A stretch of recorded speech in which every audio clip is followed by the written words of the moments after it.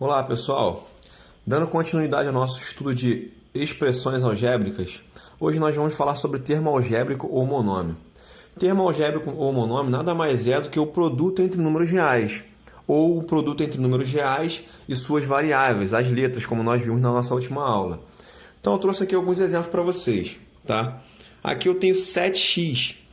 Esse 7x aqui nós sabemos, não está escrito ali, mas nós sabemos que tem um pontinho aqui, que essa operação é uma operação de multiplicação. Então eu tenho 7 vezes x, uma multiplicação envolvendo um número real e uma variável, aqui no caso x. Então isso aqui vai ser um monômio.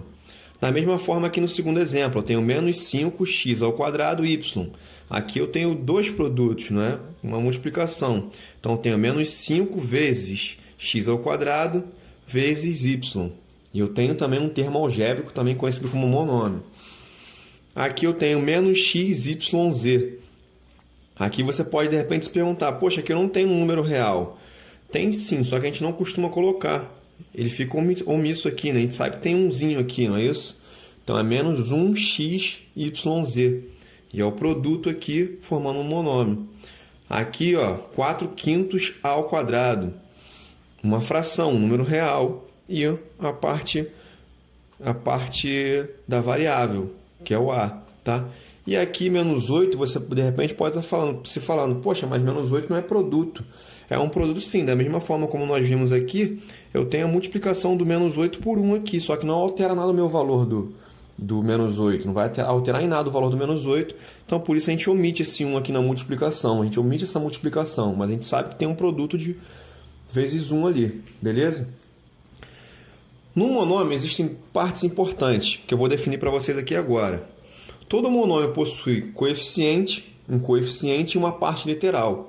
O coeficiente seria a parte numérica do monômio, tá? Por exemplo, aqui, eu tenho 7x. O coeficiente desse monômio aqui vai ser o 7, tá? Que é a parte numérica desse monômio. E a parte literal, como o próprio nome já diz, vão ser as letras. Aqui, no caso, o x. Então, o meu coeficiente numérico aqui vai ser o 7 e a parte literal vai ser o x. Próximo exemplo, menos 5x ao quadrado y. Então, o coeficiente é a parte numérica, nesse caso, menos 5. E a parte literal vão ser as letras. Então, aqui eu tenho x ao quadrado y. Essa é a minha parte literal. Próximo exemplo, menos xyz. Nós vimos aqui que eu tenho 1 aqui, né? Não tá explícito ali, mas nós sabemos que está oculto ali um número 1.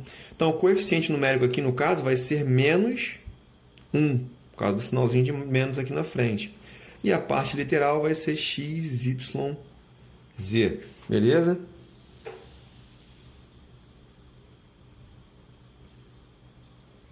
Num último exemplo aqui, eu tenho a ao quadrado sobre 5. Daí você pode se perguntar, pô, Diego, mas como é que vai ficar o coeficiente numérico? Da mesma forma, aqui em cima, ó, tem umzinho ali, certo? Então, se eu tenho 1 ali, o meu coeficiente numérico, na verdade, vai ser uma fração. Vai ser a fração 1/5. Porque eu fico com 1/5 vezes a ao quadrado, certo? E aí eu vou ter a ao quadrado sobre 5. E a parte literal vai ser a ao quadrado. Beleza? Então, vamos falar agora sobre grau de um monômio. O grau de um monômio é determinado através da soma dos expoentes da parte literal. Como assim, Diego? Vamos para o exemplo que fica mais fácil de entender na prática. Eu tenho aqui o monômio 7x ao cubo y ao quadrado, tá? O grau desse monômio vai ser determinado pela soma dos expoentes da parte literal. A parte literal aqui, ó, é x e y, certo? X ao cubo, y ao quadrado. Então, eu vou somar os expoentes aqui dessa parte literal para determinar qual é o grau desse monômio. Então, aqui eu tenho o expoente 3 e aqui eu tenho o expoente 2. Então, 3 mais 2 vai dar 5. Então, o grau desse monômio, esse monômio é um monômio de grau 5. Ou também posso falar de quinto grau. Beleza? Esse monômio aqui é de grau 5 ou quinto grau. Aqui no segundo exemplo, eu tenho 5ax. A gente não está vendo aqui, mas a gente sabe que o expoente do a aqui é 1 e o expoente do x também é 1. Então, somando os expoentes da parte literal, tem 1 mais 1 que vai dar 2. Então, esse aqui é um monômio de grau 2 ou segundo grau. Beleza? É muito comum também nós vermos essa seguinte situação aqui, ó. E é o que vai acontecer muito nas nossas próximas aulas. A gente pode determinar o grau de monômio em apenas uma variável. Aqui no caso, por exemplo, ele pede para determinar o grau do monômio na variável x.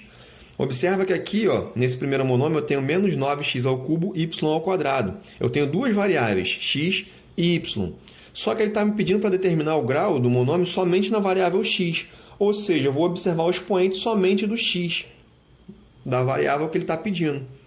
Então, aqui no caso, o expoente do x é 3. Então, eu digo que esse monômio aqui ele é de grau 3. Isso na variável x. Então, ele é de grau 3 ou terceiro grau. Beleza? Próximo exemplo aqui, eu tenho 7xy ao quadrado. Ele quer na variável x. Na variável x aqui, o expoente de x aqui é 1. Então, esse monômio aqui vai ser de grau 1 ou primeiro grau. Beleza? Tranquilo até aqui? Então, vamos continuar.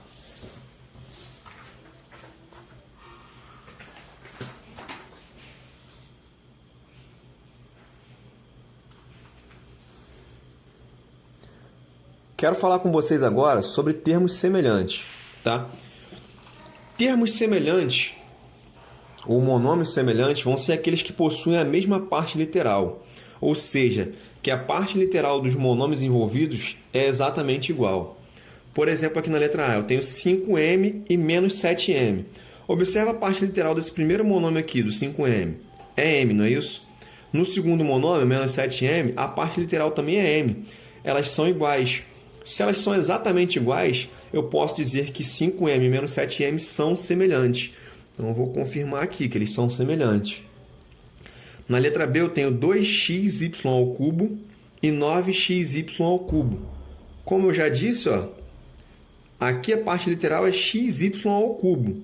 Aqui a parte literal também é xy ao cubo. Então, esses dois monômios também vão ser semelhantes. E observem bem, a parte literal, quando eu me refiro à parte literal igual, é totalmente igual. Tanto as letras quanto os expoentes das respectivas letras, beleza? Na letra C eu tenho 5AB e menos 3BA. Você pode estar dizendo aí agora, poxa, Diego, não são semelhantes, porque é diferente. Aqui é AB e aqui é BA. Você até tem razão, mas eu vou te contrariar um pouquinho, porque eles são semelhantes sim. Porque, como nós já vimos, isso aqui é uma multiplicação, certo? É 5 vezes A vezes B. E aqui é menos 3 vezes B vezes A.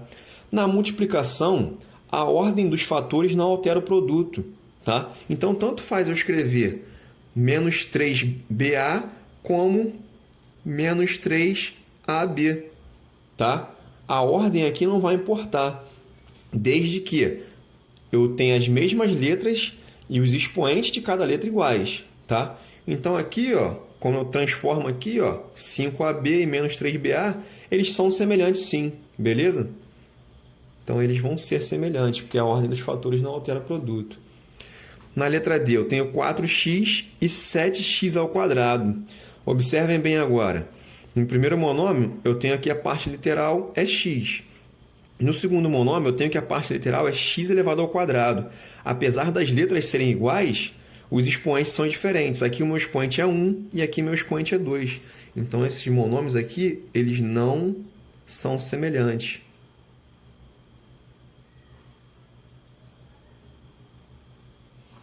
Beleza? E por último aqui eu tenho 3xy ao quadrado e 4x ao quadrado y. Observem bem novamente. A parte literal aqui, ó, as letras são iguais, x e y. Mas observa os expoentes das letras. O expoente do x aqui no primeiro monômio é 1. Aqui no segundo monômio, o expoente do x é 2. Tá? Tá como se fosse trocado aqui, né? O expoente do y é 2 aqui no primeiro monômio. E no segundo monômio, o expoente do y é 1. Então, esses monômios aqui, esses termos aqui, também não serão semelhantes.